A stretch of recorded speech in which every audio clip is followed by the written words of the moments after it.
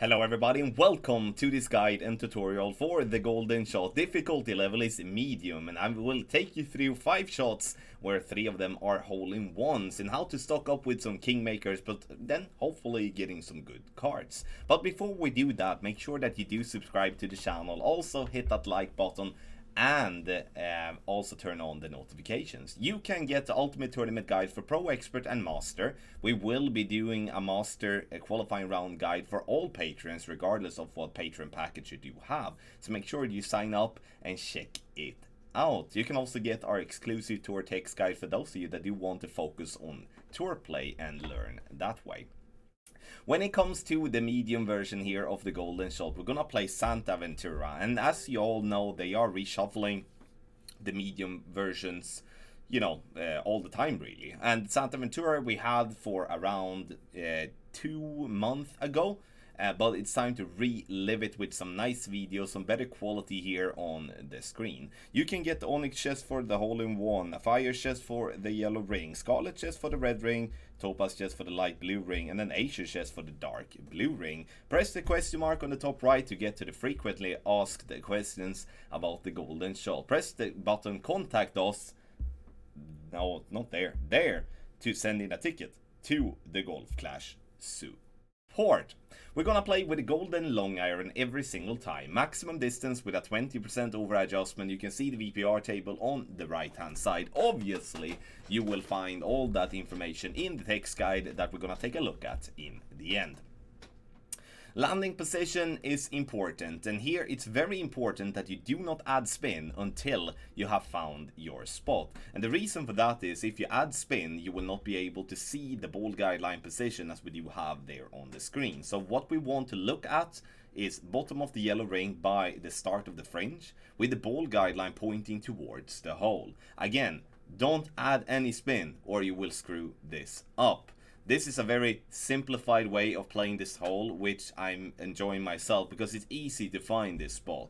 But again, if we don't do the job properly, which means that if we do add spin first and then we can just wing it, then we're gonna have a bad result in the end, or at least we're gonna have an inconsistent result in the end. Alright, so let's take a look at the videos and we start off directly with shot number 1. We do have some headwind here, so we do have southeast wind 3.1, but again we start with outspin.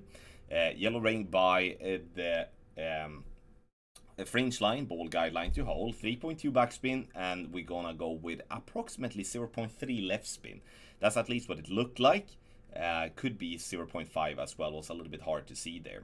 3.1 miles per hour is 2 rings, and when it comes to adjusting here, we shall always pull over bullseye. That's very important, and the reason we mainly do that in the golden shot is first and foremost due to the consistency level of that, but also that we do want to not mess around with the bullseye because the bullseye is very blurry.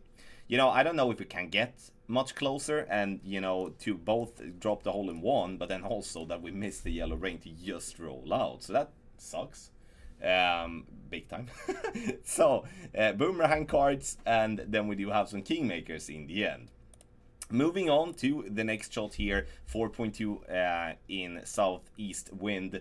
Same type of structure here, bottom of the yellow ring by the start of the fringe, ball guideline to hole, and then we're gonna add spin, 3.2 backspin, and I'm adding 0.3 bars of side spin to the left. 4.2 miles per hour is 2.7 rings, and once again we shall adjust over the bullseye.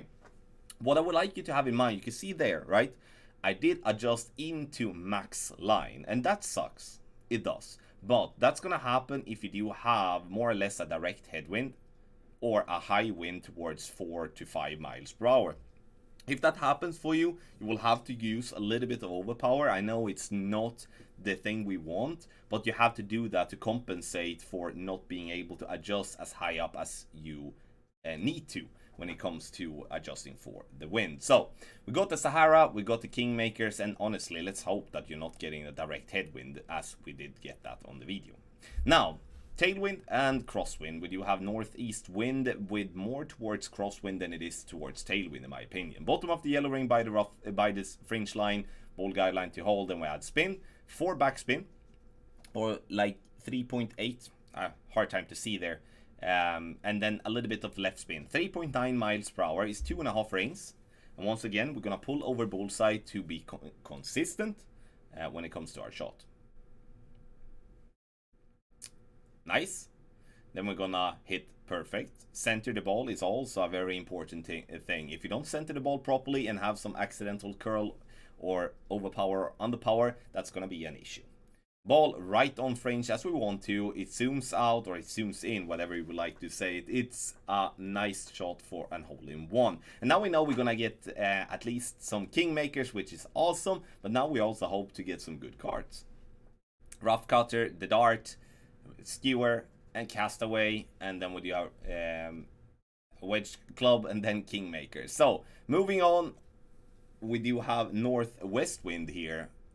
For this shot, and once again bottom of the yellow ring by the start of the fringe, ball guideline to hole, and then we're gonna apply spin. So I'm going 4 backspin and no side spin whatsoever here. 4.7 miles per hour is 3.1 rings, and we're gonna pull over the bullseye as already explained several times, but you know, I'm repeating myself. It's easier for us than to remember if we do repeat ourselves all the time. Well, not all the time, but a couple of times at least.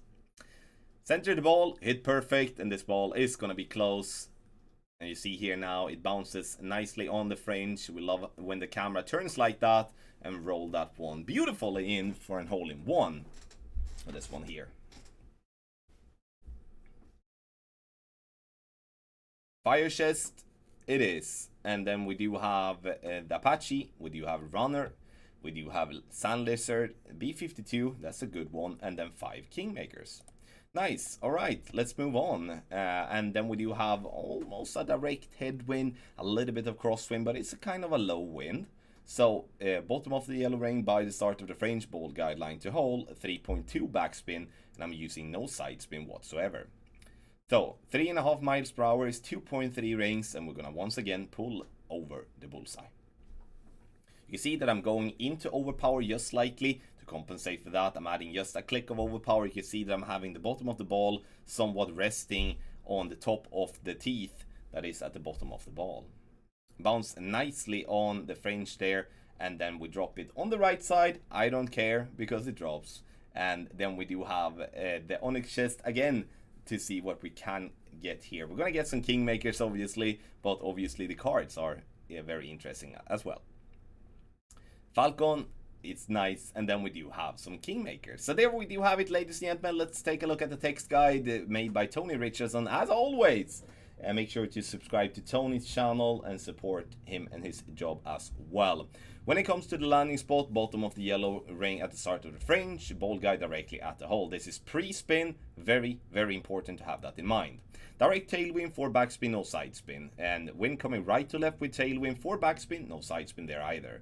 Then we do have wind coming left to right. We do have 4 backspin and 0.2 left spin. Direct crosswind left to right, 3.8 backspin, 0.4 left spin. Then we have wind coming right to left, 3.8 backspin, 0.2 right side spin. Direct, not direct headwind, but headwind and crosswind coming left to right, 3.5 backspin, 0.2 left spin.